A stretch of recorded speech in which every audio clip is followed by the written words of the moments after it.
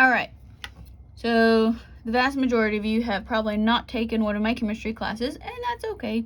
I highly encourage you to do so, but we're going to talk about doing some conversion problems. So you may be pretty good at doing this metric thing in your head or whatever, but I want you to practice doing it this special way. I call it the factor label method. Some of you probably learned it as train tracks or goalposts, things like that. But it's a way to keep track of your units so that you can do more complex unit conversions.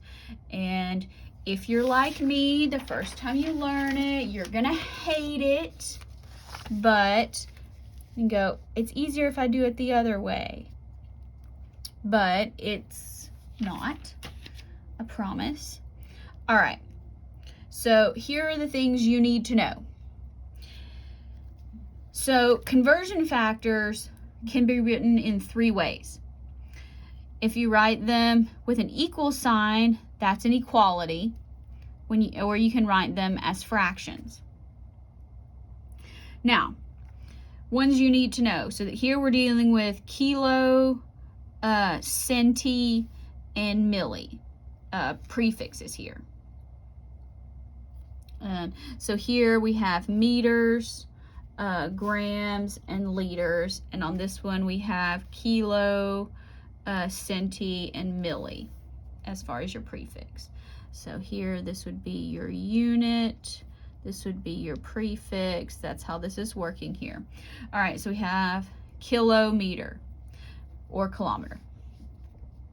1 kilometer is 1,000 meters. You do need to know this one. It is important. Driving down the road, learn that one. Maybe you can just do it in your head.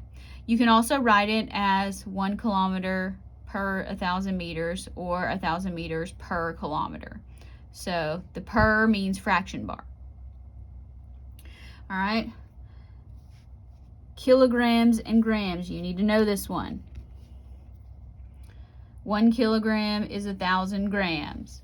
So 1 kilogram per 1,000 grams or 1,000 grams per kilogram. All these mean the same thing. Pick one you like. You're going to have to be able to manipulate it. Kiloliter, we don't use those. Don't worry about it.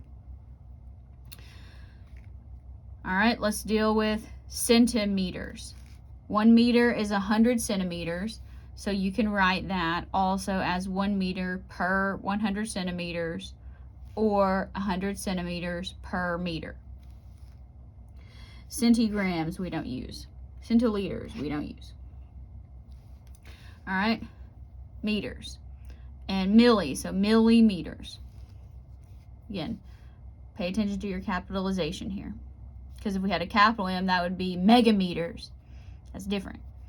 All right, now, 1 meter is 1,000 millimeters. So that's 1 meter per 1,000 millimeters or 1,000 millimeters per meter. We also deal with, you need to know that one. Oh, here, just put a star by these. You need to know these. Okay? 1 grams and milligrams.